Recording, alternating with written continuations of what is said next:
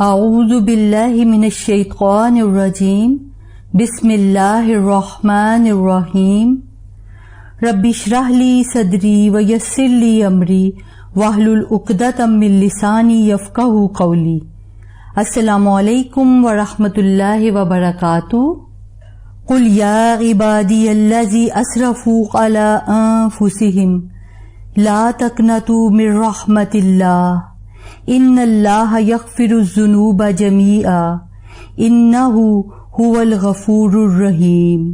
کہہ دو اے میرے بندو جنہوں نے اپنی جانوں پہ ظلم کیا ہے، اللہ کی رحمت سے مایوس نہ ہو، بے شک اللہ تعالیٰ سب گناہ بخش دے گا، بے شک وہ بخشنے والا رحم والا ہے۔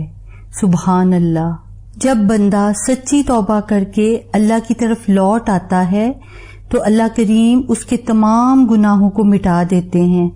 اللہ پاک ہم سب کے گناہوں کو مٹا دیں، آمین اللہم آمین۔ آج ہم انشاءاللہ تعالی حضرت نوح کا واقعہ کریں گے۔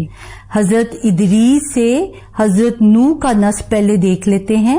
حضرت ادریس، متوسلہ، لمک اور حضرت نوح۔ حضرت ادریس کے بعد آنے والے نبیوں میں حضرت نوح کا قرآن پاک میں ذکر ہے، بلکہ قرآن پاک کی ایک پوری سورت کا نام آپ کے نام پر ہے، سورت نوح۔ قرآن پاک میں 28 سورتوں میں 43 دفعہ حضرت نوح کا ذکر ہے، اور قرآن پاک میں حضرت نوح کا واقعہ تفصیل سے آیا ہے۔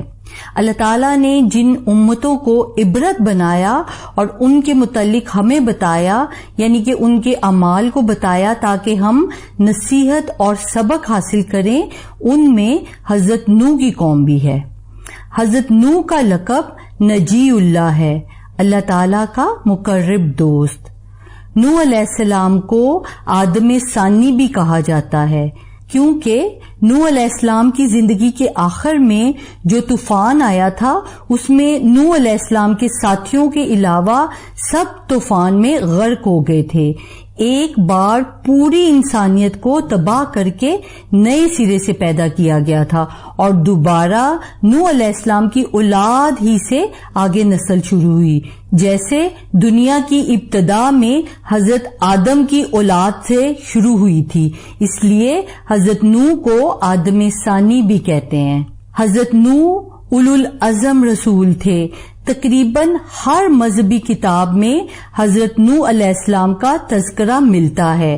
حضرت نوح کثرت سے استغفار کر کے اللہ تعالیٰ کے سامنے اللہ تعالیٰ کی خشیت اور خوف میں رویا کرتے تھے، اس لیے ان کا نام نوح پڑا۔ نوح نوحہ سے ہے، کثرت سے رونے والا، کثرت سے غم کرنے والا۔ آپ قوم کے شرک پر، ان کی سنگ دلی اور ہٹ درمی پر روتے تھے۔ قوم کی ہدایت کے لیے آپ کی غمخواری اس بات سے بھی واضح ہے کہ حضرت نوح نے 950 سال تک تبلیغ کی۔ حضرت نوح علیہ السلام توحید کے بارے میں طویل ترین جہاد کرنے والے نبی تھے۔ انہوں نے توحید کو پھیلانے میں بہت زیادہ تکلیفیں برداشت کی اور صبر کیا، مگر آپ کی تبلیغ سے صرف 80 لوگ ایمان لائے تھے۔ 950 سال کی تبلیغ سے صرف 80 لوگ ایمان لائے، لیکن اللہ تعالیٰ کی نظر میں آپ کا ایسا مقام تھا کہ اللہ پاک نے آپ کے لیے قرآن مجید میں فرمایا، سلام علی نوح فی العالمین، نوح علیہ السلام پر تمام جہانوں میں سلام ہو۔ سبحان اللہ۔ اللہ تعالیٰ نے قیامت تک کے لیے قرآن پاک میں ان کے لیے اتنے پیارے ذکر کو قائم کر دیا۔ نوح علیہ السلام کے بارے میں یہ بھی کہا جاتا ہے کہ وہ ہر وقت اللہ تعالیٰ کی نعمتوں کا شکر ادا کرنے والے تھے، جو کھاتے تو ہر نوالے پہ اللہ تعالیٰ کا شکر ادا کرتے تھے۔ اللہ تعالیٰ نے قرآن پاک میں فرمایا ہے، اِنَّهُ كَانَ عَبْدًا شَكُورًا، یقیناً وہ شکر گزار بندہ تھا۔ کیا شان ہوتی ہے انبیاء کی۔ اللہ تعالی ہمیں بھی ہر حال میں اور ہر طریقے سے اپنی فرما برداری اور شکر کرنے کی توفیق عطا فرمائیں، آمین اللہم آمین۔ حضرت نوح کہیں نہ کہیں عراق اور اس کے اطراف کے علاقوں میں پیدا ہوئے تھے۔ کون سا نبی کہاں پیدا ہوا ہے اس کی ڈیٹیل قرآن پاک میں ہمیں نہیں ملتی ہے، کیونکہ کون کہاں پیدا ہوا ہے وہ اصل نہیں ہے، اس کا پیغام کیا تھا وہ اصل ہے۔ اسی طرح کچھ محققین نے لکھا ہے کہ حضرت آدم اور حضرت نوح علیہ السلام کے درمیان 10 قرن ہیں، اور ان کے مطابق ایک قرن ایک پوری نسل ہوتا ہے، یعنی کہ حضرت آدم اور حضرت نوح کے درمیان 10 نسلوں کا فاصلہ ہے، اور اس اندازے کے مطابق کہہ سکتے ہیں کہ آدم اور نوح علیہ السلام کے درمیان تقریباً 2000 سال یا اس سے کچھ زائد کا فاصلہ ہوگا، واللہ عالم۔ جس وقت نوح علیہ السلام کو بھیجا گیا اس وقت شرک عام ہو چکا تھا اور بہت زیادہ بت پرستی ہونے لگی تھی۔ ان کے ہاں 5 بتوں کی پوجا زور و شور سے ہوتی تھی۔ سورت نوح میں حضرت نوح کے دور کے ان بتوں کے نام موجود ہیں۔ سورت نوح آیت نمبر 23۔ اور انہوں نے کہا تم اپنے معبودوں کو ہرگز نہ چھوڑو اور نہ ود، سوا، یغوث، یعوق اور نصر کو چھوڑو۔ اسی طرح صحیح بخاری کی حدیث نمبر 4920 میں ہے، یہ 5 نوح علیہ السلام کی قوم کے نیک لوگوں کے نام تھے۔ جب ان کی موت ہو گئی تو شیطان نے ان کے دل میں ڈالا کہ اپنی مجلسوں میں جہاں وہ بیٹھتے تھے ان کے بت قائم کر لیں اور ان بتوں کے نام اپنے ان نیک لوگوں کے نام پر رکھ لیں۔ چنانچہ ان لوگوں نے ایسا ہی کیا۔ اس وقت ان بتوں کی پوجا نہیں ہوتی تھی، لیکن جب وہ لوگ بھی مر گئے جنہوں نے بت قائم کیے تھے اور علم لوگوں میں نہ رہا تو ان کی پوجا ہونے لگی۔ یہ صحیح بخاری کی حدیث ہے، حدیث نمبر 4920۔ یعنی کہ جب صالح اور نیک لوگ فوت ہونے لگے تو شیطان نے لوگوں کے دلوں میں یہ بات ڈالنا شروع کر دی کہ اب تمہارے لیے بہت ہی برا ہوا ہے کہ تم ان کے ساتھ ہوتے تھے تو نیکیاں کرتے تھے، تو ایسا کیوں نہ کر لیا جائے کہ نیکی کی ترغیب حاصل کرنے کے لیے اگر تم ان کی تصویریں بناؤ تو اس سے تمہاری عبادت میں زیادہ ذوق و شوق ہوگا۔ آہستہ آہستہ لوگ اس بات کے قائل ہوتے گئے تو انہوں نے ان نیک لوگوں کی تصویریں بنا دیں۔ وقت گزرنے کے ساتھ ساتھ تصویروں سے ان کی مورتیاں بن گئیں، جیسا کہ حدیث میں بیان ہوا ہے۔ پھر ان کی اولاد بھی ان کی مورتیاں ہی بنانے لگی۔ اس کے بعد ان کی جو بھی نسلیں آئیں تو وہ یہ بھول گئیں کہ یہ انسان کی تشبیہ تھے۔ وہ سمجھے کہ ان کے باپ دادا ان کی عبادت کرتے تھے۔ تو پھر ہوا یہ کہ نہ صرف ان کی عبادت گاہیں بتوں سے بھر گئیں بلکہ ہر گھر میں بت رکھے ہوئے تھے جن کی وہ پوجا کیا کرتے تھے۔ یعنی کہ بت پرستی کی ابتدا ایک دم نہیں ہوئی، شیطان نے بہکایا اور ان کو اس چیز پر اکسایا اور آمادہ کیا کہ وہ مورتیاں بنا لیں، اور ایک وقت ایسا آیا کہ باقاعدہ ان مورتیوں اور بتوں کی عبادت شروع ہو گئی۔ جب یہ حالات ہو گئے تو شرک کو مٹانے اور حق اور سچ کو بتانے کے لیے رب کائنات نے حضرت نوح علیہ السلام کو رسول بنا کے بھیجا۔ حضرت نوح لوگوں کو صرف ایک اللہ کی عبادت کی دعوت دیتے تھے اور ان کو بت پرستی سے منع کرتے تھے۔ وہ اپنی قوم سے کہتے تھے کہ میری اطاعت کرو، اللہ تعالیٰ نے مجھے رہنما بنا کے بھیجا ہے، میں تمہیں سیدھی راہ پر لے چلوں گا۔ قوم سیدھے راستے پر تو نہیں آئی بلکہ انہوں نے اور سرکشی کا مظاہرہ کیا۔ حضرت نوح کی مخالفت کی اور قوم کے بڑے بڑے سردار اور امراء سب حضرت نوح کے خلاف ہو گئے۔ ان سرداروں نے کہا کہ ہم تو اپنے اوپر تمہاری کوئی بھی برتری نہیں دیکھتے ہیں، تمہاری پیروی کرنے والے پست اور حقیر لوگ ہیں جو بے سوچے سمجھے تمہارے پیچھے لگ گئے ہیں. اگر تم حق پر ہوتے تو اعلیٰ اور مالدار لوگ ایمان لاتے اور تمہاری جماعت میں بڑے لوگوں کی شمولیت ہوتی. ہم تو تم میں ایسا کوئی نمایاں پہلو بھی نہیں دیکھتے ہیں. یہ تنگ دست اور مفلس جن کو نہ گھر میں کوئی جانتا ہے اور نہ قوم قبیلے کے اندر ان کی کوئی حیثیت ہے اور نہ ہی معاشرے میں لوگ ان کو عزت کی نگاہ سے دیکھتے ہیں، یہ سب بیکار اور مفلس لوگ ہی تمہارے پیروکار ہیں. یاد رہے ہر دور میں سب سے پہلے ایمان لانے والے غریب لوگ، نوجوان اور باہمت لوگ ہوتے ہیں. ایسے ہی لوگ ہر نبی کا ابتدائی سرمایہ ہوتے ہیں جن کو چھوٹا سمجھا جاتا ہے اور حقیر سمجھا جاتا ہے. قریش مکہ بھی جب دیکھتے تھے کہ غریب اور غلام لوگ آپ صلی اللہ علیہ وآلہ وسلم کے ارد گرد ہیں اور کہتے تھے ہم ان کے ساتھ بیٹھیں جو ہم سے کمتر ہیں، لیکن ان کو کیا پتا کہ یہ توحید پرست غریب کمزور قیامت کے دن اعلیٰ مقام پر ہوں گے، کیونکہ یہی تو رب تعالیٰ کے VIPs ہیں.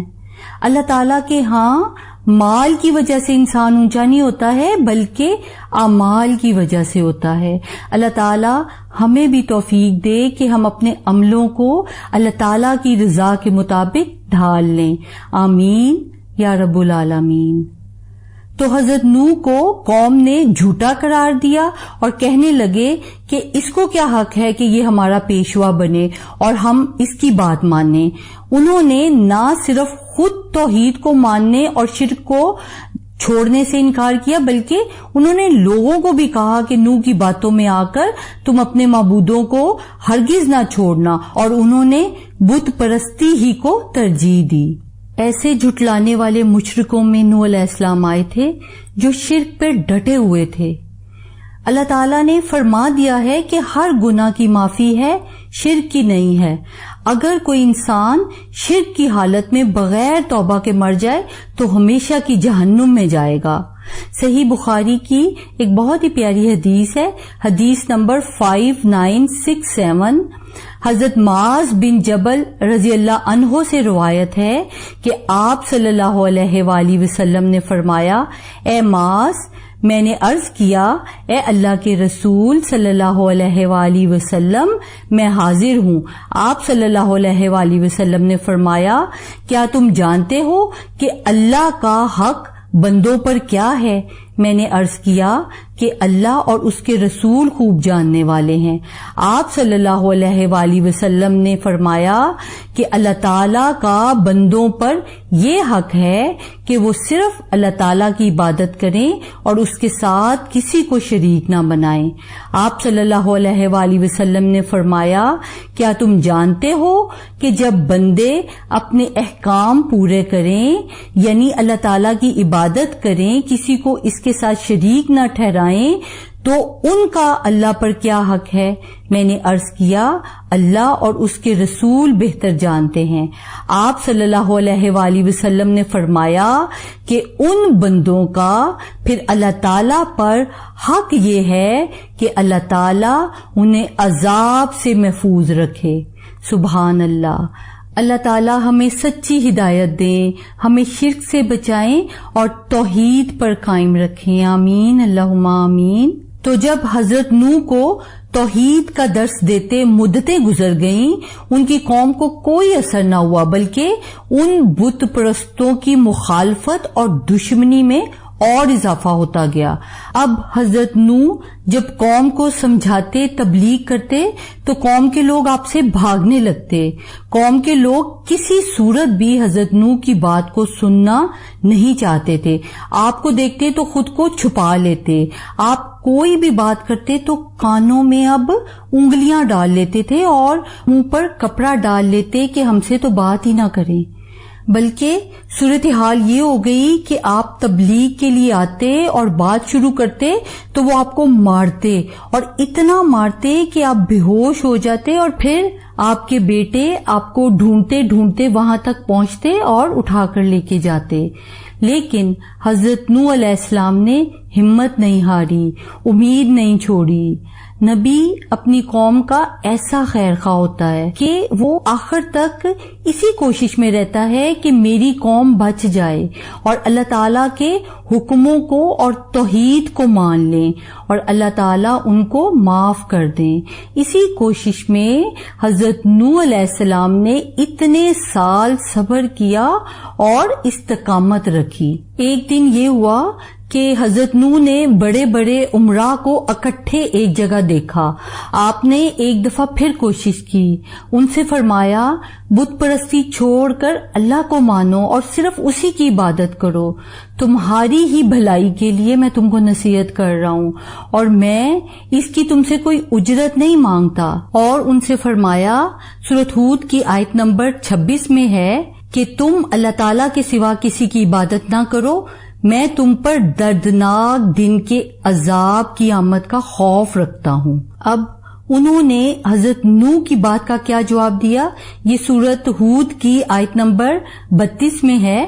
وہ کہنے لگے، اے نوح، بے شک تم ہم سے جھگڑ چکے، سو تم نے ہم سے بہت جھگڑا کر لیا، بس اب ہمارے پاس وہ عذاب لے آؤ جس کا تم ہم سے وعدہ کرتے ہو، اگر تم واقعی سچے ہو۔ انہوں نے چیلنج کیا کہ لے آؤ عذاب، اور یہ بھی دھمکی دی کہ اگر اب بھی تم باز نہ آئے تو ہم تمہیں سنسار کر دیں گے۔ آخر نوح علیہ السلام قوم کے رویے سے مایوس ہوئے، رب کو پکارا، فدعا ربہ انی مغلوب فانتصر۔ پھر نوح نے اپنے رب کو پکارا کہ میں تو مغلوب ہو گیا، تو میری مدد کر۔ یہ سورۃ القمر آیت نمبر 10 میں ہے۔ اور یہ بھی فرمایا جو سورۃ نوح کی آیت نمبر 5 سے 9 تک میں ہے، عرض کی، اے میرے رب، بے شک میں نے اپنی قوم کو رات دن دعوت دی تو میرے بلانے سے ان کے بھاگنے میں ہی اضافہ ہوا، اور بے شک میں نے جتنی بار انہیں بلایا تاکہ تو انہیں بخش دے تو انہوں نے اپنے کانوں میں اپنی انگلیاں ڈال لی اور اپنے کپڑے اوڑھ لیے، اور وہ ڈٹ گئے اور بڑا تکبر کیا۔ پھر یقیناً میں نے انہیں بلند آواز سے دعوت دی، پھر یقیناً میں نے ان سے علانیہ بھی کہا اور آہستہ خفیہ بھی کہا۔ یہ سورۃ نوح کی آیت 5 سے 9 تک ہے۔ حضرت نوح نے اللہ تعالیٰ سے یہ بھی کہا، سورۃ نوح کی آیت نمبر 27 میں ہے، بے شک اگر تو انہیں زندہ چھوڑے گا تو وہ تیرے بندوں کو گمراہ کرتے رہیں گے اور وہ بدکار اور سخت کافر اولاد کے سوا کسی کو جنم نہیں دیں گے، یعنی آنے والی نسلیں بھی تیری فرما بردار اطاعت گزار نہیں ہوں گی۔ اللہ تعالیٰ نے فرمایا، سورۃ صافات آیت نمبر 75 میں ہے، اور ہم کو نوح نے پکارا سو دیکھ لو کہ ہم دعا کو کیسے اچھے قبول کرنے والے ہیں، یعنی اللہ تعالیٰ نے ان کی دعا قبول کر لی اور اللہ تعالیٰ نے فرما دیا کہ جب عذاب آ جائے تو پھر ان کے لیے بخشش نہ مانگنا، پھر آپ کا دل نرم نہ ہو اور نہ پھر آپ ان کے لیے مہلت مانگیں گے۔ اور اللہ تعالیٰ نے حضرت نوح کو کیا فرمایا؟ یہ سورۃ ہود کی آیت نمبر 36-37 میں ہے، اور نوح کو وحی ہوئی، تمہاری قوم سے مسلمان نہ ہوں گے مگر جتنے ایمان لا چکے، تو غم نہ کھا اس پر جو وہ کرتے ہیں، اور کشتی بناؤ ہمارے سامنے اور ہمارے حکم سے، اور ظالموں کے بارے میں مجھ سے بات نہ کرنا، وہ ضرور ڈبوئے جائیں گے۔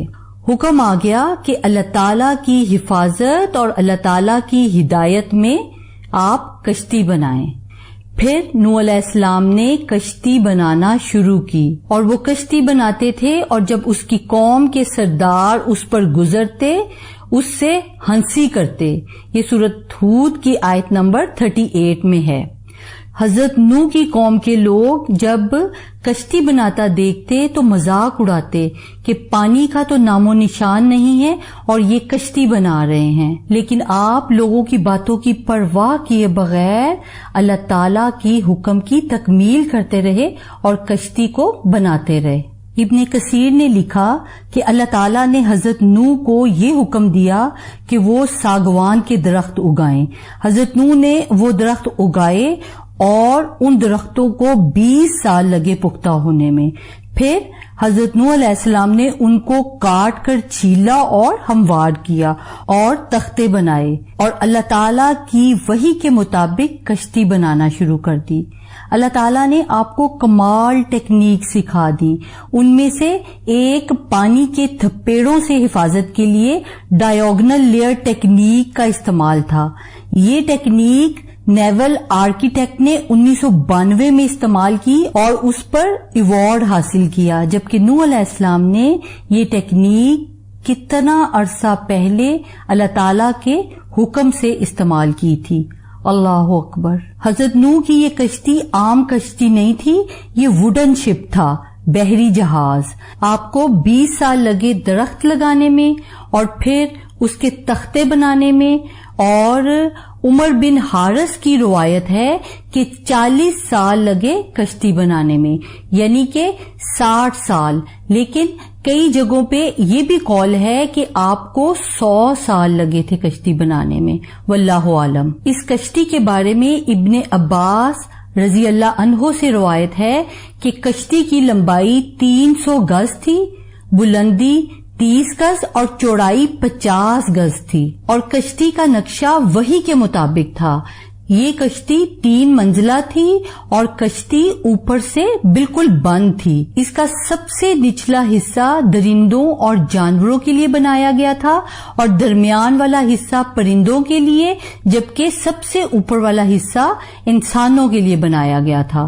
حضرت نوح نے کشتی بنانے کے لیے بہت سخت محنت کی اور اللہ تعالیٰ کے حکم اور وحی کے مطابق یہ ووڈن شپ بنایا تھا۔ کتنا بڑا معجزہ ہے یہ رب العزت کا کہ حضرت نوح، جنہوں نے کبھی پہلے نہ کشتی بنائی ہے اور نہ ہی کسی کو بناتے ہوئے دیکھا ہے، اور کیسی پرفیکٹ اور مضبوط کشتی بنائی۔ حضرت نوح کی کشتی میں کوئی خرابی نہ تھی اور نہ کوئی کمی تھی، ہر شے ڈوب گئی، لیکن یہ کشتی پورے 6 ماہ تک موجوں کا مقابلہ کرتی رہی اور چلتی رہی۔ اللہ تعالیٰ نے وحی کے ذریعے اتنی مضبوط کشتی بنوائی کہ اللہ تعالیٰ نے فرما دیا تھا کہ عذاب الہی سے کوئی انسان نہیں بچے گا سوائے اس کے جو کشتی میں ہوں گے۔ کشتی بنانے کے بعد اللہ پاک کا کیا حکم تھا، ہم یہ قرآن مجید کی آیت سے دیکھتے ہیں۔ سورۃ مومنون کی آیت نمبر 27 میں ہے، پس ہم نے ان کی طرف وحی بھیجی کہ ہمارے سامنے اور ہمارے حکم سے ایک کشتی بناؤ، پھر جب ہمارا حکم آ پہنچے اور تنور پانی سے بھر کر جوش مارنے لگے تو سب قسم کے حیوانات میں جوڑا جوڑا یعنی نر اور مادہ 2 کشتی میں بٹھا دو، اور اپنے گھر والوں کو بھی، سوائے ان کے جن کی نسبت ان میں سے ہلاک ہونے کا حکم پہلے صادر ہو چکا ہے، اور ظالموں کے بارے میں ہم سے کچھ نہ کہنا، وہ ضرور ڈبو دیے جائیں گے۔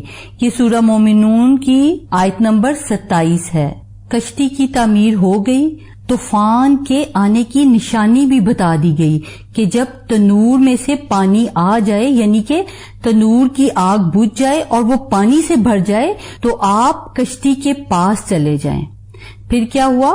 سورۃ قمر کی آیت نمبر 12 میں ہے، اور زمین میں چشمے جاری کر دیے تو پانی ایک کام کے لیے جو مقرر ہو چکا تھا جمع ہو گیا۔ جب شروع ہوا سیلاب تو اللہ کے حکم کے مطابق نوح علیہ السلام اور سب ایمان والے، جن کی تعداد تقریباً 80 بتائی جاتی ہے، وہ سب کشتی میں سوار ہو گئے، اور تمام جانور اور پرندوں کے جوڑے جو تقریباً 16,000 بتائے جاتے ہیں، وہ سب اللہ کے حکم سے خود بخود کشتی میں سوار ہوئے۔ مفسرین کہتے ہیں کہ یہ اتنے جانور اور پرندے سدھائے ہوئے نہیں تھے کہ حضرت نوح ان کو آسانی سے اکٹھا کرتے اور کشتی میں سوار کر لیتے۔ کشتی کے مقام پر تمام جانوروں کا، پرندوں کا خود بخود آ جانا اور آرام سے کشتی میں سوار ہو جانا رب تعالیٰ کا معجزہ ہے۔ اور یہ بھی ہے کہ تقریباً 16,000 جانور پرندے اکٹھے ایک جگہ کشتی میں رہے اور کسی نے کسی کو کچھ بھی نہیں کہا، یہ بھی معجزہ ہے۔ اور بند کشتی جو مسلسل 6 ماہ تک طوفان میں چلتی ہی رہی، 6 ماہ تک 80 بندوں کی خوراک اور 16,000 جانوروں پرندوں کی خوراک کہاں سے لیتے رہے؟ انسانوں کا، جانوروں کا اور پرندوں کا 6 ماہ تک کھانا پینا، یہ سب ہو جانا اللہ تعالیٰ کا معجزہ ہے۔ تو اللہ تعالیٰ کے حکم سے کشتی میں سب سوار ہو گئے۔ پانی اب زمین سے دھڑا دھڑ نکلنے لگا۔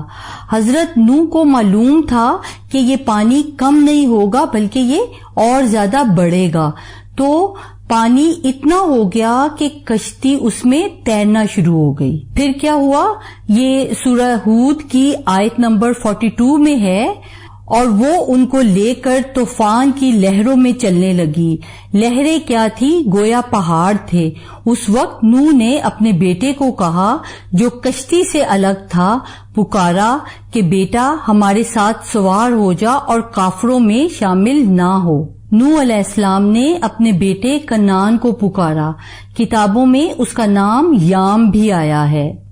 اس بیٹے کنعان نے کہا کہ کشتی میں سوار نہیں ہوں گا بلکہ میں ابھی کسی اونچے پہاڑ کی چوٹی پر پناہ لے لوں گا جو مجھے اس پانی سے بچا لے گی، اور وہاں پر پانی کی موج نہیں پہنچ سکے گی۔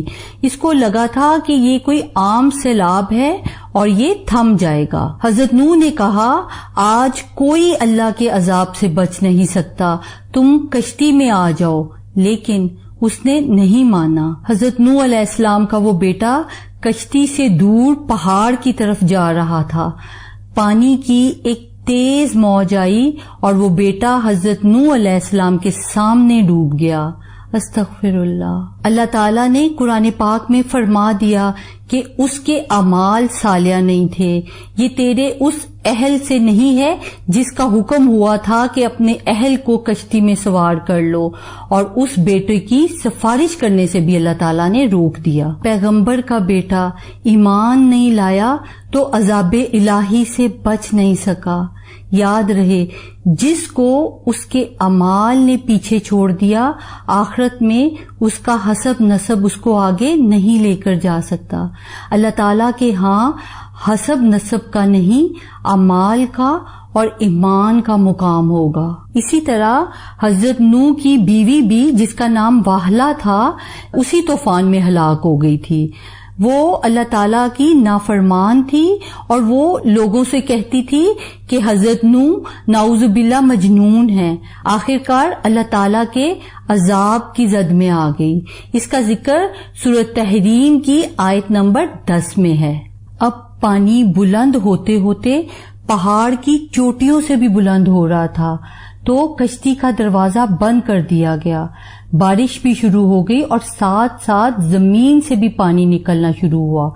زمین مسلسل پانی اگلتی رہی اور آسمان مسلسل بارش برساتا رہا۔ زمین پر کوئی بھی چیز زندہ سلامت نہیں تھی، سب کچھ نیست و نابود ہو چکا تھا۔ صرف حضرت نوح کی وہ 3 منزلہ کشتی ہی موجود رہ گئی۔ رب تعالیٰ کی قدرت دیکھیں کہ نوح علیہ السلام کی کشتی کسی انجن سے نہیں بلکہ صرف پانی سے اٹھنے والی موجوں اور ہوا سے چل رہی تھی۔ سبحان اللہ۔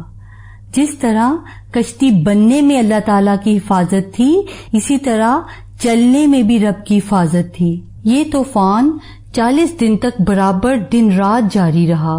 آسمان نے پانی کے دروازے کھول دیے ہوئے تھے اور ساتھ ساتھ زمین بھی چشمہ بن گئی، اور یہ پورا پانی آپس میں مل گیا، جس کی وجہ سے پوری زمین سمندر بن گئی۔ کئی ماہ تک کشتی اسی سمندر میں بہتی رہی۔ کہا جاتا ہے کہ یہ سیلاب پوری دنیا پر تھا، اس لیے کہ رب تعالیٰ نے جانوروں اور پرندوں کو بھی کشتی میں سوار کروایا تھا۔ اگر یہ طوفان پوری دنیا میں نہیں ہوتا، ایک علاقے میں ہوتا، تو ان پرندوں اور جانوروں کو بحری جہاز میں بٹھانے کی کیا ضرورت تھی؟ یہ پرندے اللہ کے حکم سے اڑ کر ایسے علاقوں میں چلے جاتے جہاں طوفان نہیں تھا۔ پرندوں میں تو بہت دور دور علاقوں تک ہزاروں میل کا سفر کر کے چلے جانے کی خاصیت رکھی ہوئی ہے۔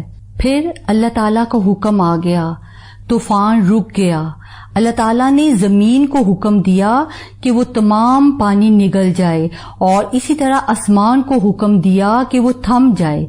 جب 6 ماہ تک نوح علیہ السلام کا یہ بحری جہاز پانی پر چلتا رہا تو آخرکار حضرت نوح علیہ السلام کی یہ بحری کشتی اللہ تعالیٰ کے حکم سے جودی پہاڑ پر آ کر رک گئی۔ پھر سورۃ ہود کی آیت نمبر 48 میں ہے کہ کشتی سے اترنے کا اللہ تعالیٰ کا حکم آ گیا۔ روایات سے ملتا ہے کہ نوح علیہ السلام محرم کی 10 تاریخ کو کشتی سے اترے تھے۔ ایک بات جو کہی جاتی ہے کہ جب حضرت نوح کشتی سے باہر آئے تو کیونکہ بلندی پر تھے تو زمین کی صورتحال انہیں معلوم نہیں تھی، اور زمین کی صورتحال کو معلوم کرنے کے لیے حضرت نوح علیہ السلام نے کبوتر کو بھیجا کہ وہ دیکھ کر آئے کہ پانی ختم ہو گیا ہے یا نہیں۔ کبوتر جب واپس آیا تو اپنی چونچ میں زیتون کی ٹہنی لیے ہوئے تھا اور اس کے پاؤں پر مٹی لگی ہوئی تھی، جس کی وجہ سے حضرت نوح علیہ السلام کو پتہ چل گیا کہ پانی ختم ہو گیا ہے۔ واللہ عالم، لیکن یہ بات قرآن پاک میں نہیں ہے۔ اب نوح علیہ السلام اپنے ساتھیوں کے ساتھ نیچے تشریف لائے اور زمین کی طرف شہر آباد کیا۔ حضرت ابن عباس کا قول ہے کہ حضرت نوح علیہ السلام طوفان سے پہلے 950 سال زندہ رہے اور طوفان کے بعد تقریباً 60 سال زندہ رہے۔ ان 60 سالوں میں حضرت نوح نے اپنے بیٹوں کو مزید تعلیمات دیں۔ نوح علیہ السلام کے وہ 3 بیٹے جو کشتی میں سوار تھے، ان کے نام کیا تھے؟ ان تینوں بیٹوں کا نام سام، حام اور یافس تھا۔ جیسا کہ ہمیں معلوم ہے کہ حضرت نوح کے ان تینوں بیٹوں سے ہی جو ہے وہ آگے نسل چلی تھی، تو سام کی نسل اور اولاد جو تھی وہ زیادہ تر گندمی رنگت کی تھی، اور یہ تمام عرب اور بنی اسرائیل سام کی اولاد ہیں۔ اسی طرح حام کی اولاد کی اکثریت سیاہ فام تھی اور تمام حبش حام کی اولاد ہیں، اور یافس کی نسل اور اولاد سرخی مائل سفید رنگت کی تھی، اور ترک اور مشرقی ایشیا کے لوگ یافس کی اولاد ہیں۔ نوح علیہ السلام کی قوم کا نبی کو اور نبی کی تعلیمات کو جھٹلانے کا انجام ہم نے دیکھا، بلکہ نوح علیہ السلام کی قوم کے بارے میں کہا جاتا ہے کہ ایسی انکاری قوم تھی کہ قیامت کے روز بھی حضرت نوح علیہ السلام کو جھٹلانے والی ہوگی۔ صحیح بخاری کی حدیث ہے، حدیث نمبر 3339۔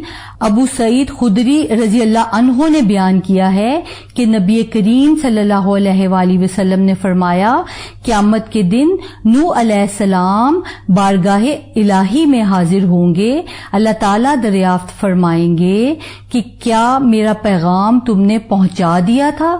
نوح علیہ السلام عرض کریں گے کہ میں نے تیرا پیغام پہنچا دیا تھا اے رب العزت۔ اب اللہ تعالیٰ ان کی امت سے دریافت فرمائیں گے کہ کیا نوح علیہ السلام نے تم تک میرا پیغام پہنچا دیا تھا؟ وہ جواب دیں گے ہمارے پاس تو کوئی نبی آیا ہی نہیں۔ اس پر اللہ تعالیٰ نوح علیہ السلام سے دریافت فرمائیں گے کہ اس کے لیے آپ کی طرف سے کوئی گواہی دے سکتا ہے؟ وہ عرض کریں گے کہ محمد صلی اللہ علیہ وآلہ وسلم اور ان کی امت کے لوگ میرے گواہ ہیں، چنانچہ ہم اس بات کی شہادت دیں گے کہ نوح علیہ السلام نے اللہ تعالیٰ کا پیغام اپنی قوم تک پہنچا دیا تھا۔ ہم نے یعنی کہ امت محمدیہ نے گواہی دینی ہے۔ ہمیں کیسے پتا چلا کہ حضرت نوح علیہ السلام نے اپنی قوم کو اللہ تعالیٰ کا پیغام پہنچا دیا ہے کہ جو ہم گواہ بنیں؟ کیونکہ ہم نے قرآن پاک میں پڑھا ہے جو ہمارے نبی صلی اللہ علیہ وآلہ وسلم نے اللہ تعالیٰ کی وحی کے ذریعے ہمیں بتایا۔ تو جس نے اللہ تعالیٰ کی وحی قرآن پاک کے پیغام کو نہیں سمجھا تو وہ کیسے گواہی دے گا؟ بلکہ قرآن پاک میں ہے کہ اس کے خلاف تو نبی کریم صلی اللہ علیہ وآلہ وسلم گواہی دیں گے کہ انہوں نے قرآن کو چھوڑ رکھا تھا۔ سورہ فرقان آیت نمبر 30 میں ہے، اور پیغمبر کہیں گے کہ اے پروردگار، میری قوم نے اس قرآن کو چھوڑ رکھا تھا۔ دعا ہے کہ رب کریم جو ہر چیز پر قادر ہے ہمیں اس قرآن سے جوڑ دیں اور اس کو سیکھنے سمجھنے اور اس پر عمل کرنے میں ہماری مدد فرمائیں. آمین اللہم آمین. نیکسٹ ہم انشاءاللہ تعالی حضرت ہود علیہ السلام کا واقعہ کریں گے اور میں انشاءاللہ تعالی حضرت نوح سے حضرت ہود تک کا نسب نامہ بھی شیئر کروں گی انشاءاللہ تعالی. السلام علیکم ورحمۃ اللہ وبرکاتہ.